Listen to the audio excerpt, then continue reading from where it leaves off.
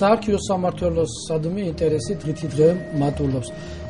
მაგალითად, ამ რამოდენიმე დღეში დაიწყებს განხორციელებას რამოდენიმე მნიშვნელოვანი პროექტი, რომელიც მიზნად ისახავს საქართველოს უახლესი ისტორიის შესწავლას, ანუ ამ ფრაგმენტული მონაკეთების შევსებას, სადაც ადრე ვაკუუმი იყო წარმოშობილი.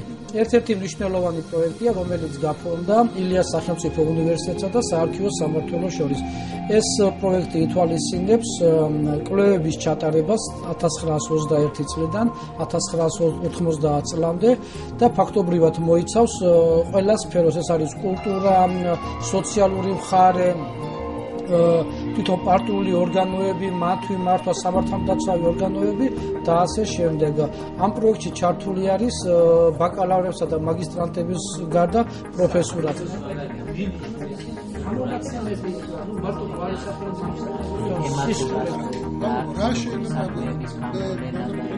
ერთის მაჩვენეთ რა ის შინაგან საქმეთა სამინისტროს საარქივო სამმართველოს შორის თანამშრომლობის პროექტი მნიშვნელოვნად მიმაჩნია არა მხოლოდ შინაარსობრივი თვალსაზრისით, არამედ თავისი ფორმითა და მასშტაბით. შესაძლოა ამ არქივებში ცალკეულ მკვლევარებს წინა წლებში უშავიათ, მაგრამ ასეთი ფართო პროექტი ვფიქრობ, რომ ჯერ არ განხორციელებულა. ამ პროექტში ჩართული ამჟამად 10-მდე პროფესორი და დოქტორანტი, 18 მაგისტრანტი და 30 ბაკალავრი. ამიტომ მე ვფიქრობ, რომ ეს არის საუკეთესო შემთხვევა, რომელსაც უნივერსიტეტისა და ინსტიტუციის თანამშრომლობის კარგი შემთხვევა, როდესაც თავიანთი რესურსებით ეს ორი ინსტიტუცია აისებს ერთმანეთს. აი თანადროული ის არის. სწავლება უნდა იყოს დაფუძნებული პირველ წყაროებთან მუშაობით, პირველ წყაროებზე მუშაობით და საარქივო მასალების გაცნობითა და ეს. ამასთან დაკავშირებით სწორედ ამის საფუძველზე ჩვენი პროექტი მოიცავს მუშაობას და კვლევას ყველა დონეზე, საბაკალავრო, სამაგისტრო, სადოქტორო დონეზე და ისე კვლევის დონეზე არქივებში ჩვენ გვაქვს შეთანხმება შინაგან საქმეთა სამინისტროსთან, რომელიც გულისხმობს, რომ არქივები გახსნილია, ბუნებრივია ის რაც არ არის არ წარმოადგენს საინტერესოს, ჩვენ გვაქვს შესაძლებლობა რომ ვისწავლოთ ეს არქივი და ეს მნიშვნელოვანია, იმიტომ რომ ისტორია, რომელიც არ არის დამყარებული და ესე დაფუძნებული წყაროების და პირველ წყაროების შესწავლაზე, ის არ არის ისტორია, ეს არის შეგვიძლია დავარქვათ ამას მითოლოგია, ან კიდე სხვა. ეს არის პირველი და მნიშვნელოვანი. მეორე არის მნიშვნელოვანი ის, რომ საბჭოთა განათლების სისტემა გულისხმობდა სწავლებისა და კვლევის გამარჯვებას. ესე იგი, სწავლა და კვლევა არ იყო გაერთიანებული. ჩვენ მიგვაჩნია, რომ კვლევა და სწავლა უნდა იყოს და საერთოდ უნივერსიტეტი ნიშნავს კვლევისა და სწავლების ერთიანობას. შესაბამისად, უკვე ბაკალავრიატის დონეზე სტუდენტები ჩართული არიან კვლევაში, ისინი ძალიან მნიშვნელოვან ფუნქციას შეასრულებენ, ისინი კატალოგიზაციას დაიწყებენ, ისინი იწყებენ კვლევას საბაკალავრო, სამაგისტრო დონეზეც და მის დონეზეც.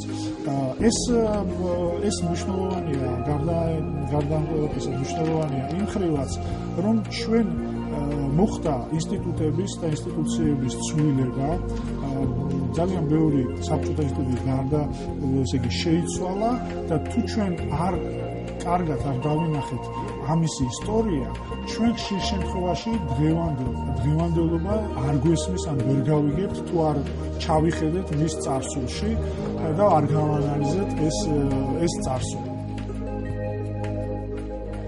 ეფიქრობ, ყველასაც უცხადია, რამდენად მნიშვნელოვანი არის, რომ ვიცოდეთ ჩვენი ისტორია.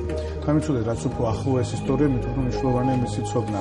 რადგანაც ძალიან ბევრი რამ დღესაც ჩემი აზრით, რაც შეიძლება მოგწონს და ხშირად უფრო მეტად არ მოგწონს, არის გამომდინარე იმ საბჭოთა პერიოდიდან, რომელშიც ვცხოვრობ.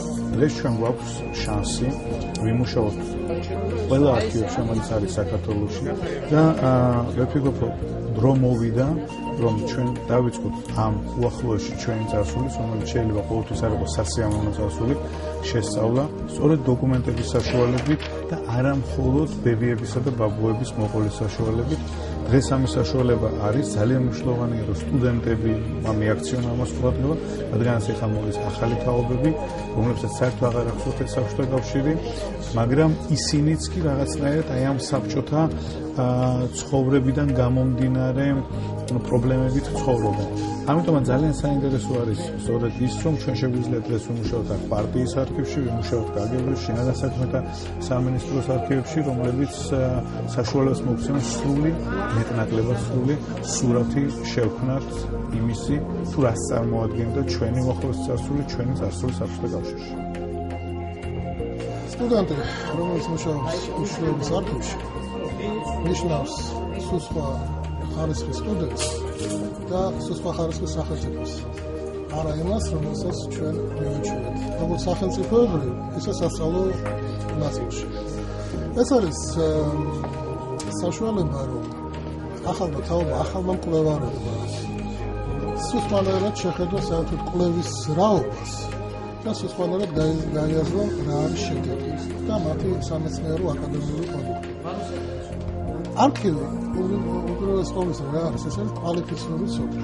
სამწუხაროდ ჩვენი განათლების სისტემის და ზოგადად ჩვენი აქედან გამომდინარე ჩვენი სამეცნიერო პროდუქტის თავარი და ერთ-ერთი ძირითადი ნაკლებია ის, რომ ჩვენ ხშირად ძალიან სუბიექტურ წყაროებს ვერტმებით, ან საერთოდ არ ქონდა ამასალა წყაროებზე დაყრდნობა. ველაპარაკობ თუნდაც აკადემიურ კვლევებში. რა თქმა უნდა, მე ხო ყველას არ გულისხმობ, მაგრამ სამწუხაროდ ეს სტანდარტი იყო. როდესაც დღეს აი ეს საშუალება გვაქვს, რომ ჩვენ ვიმუშაოთ უკვე ნაღდ წყაროსთან, რომელსაც პარტია ჩვენ არ ვაპარებთ, რა, ეს შეცვლის რა თქმა უნდა, როგორც ჩვენი საქმიანობის შედეგს, მაგრამ ჩვენ შემთხვევაში, ილიას სახელმწიფო უნივერსიტეტის შემთხვევაში, ეს არის სწავლის სრულიად ახალი მეთოდი და საშუალება.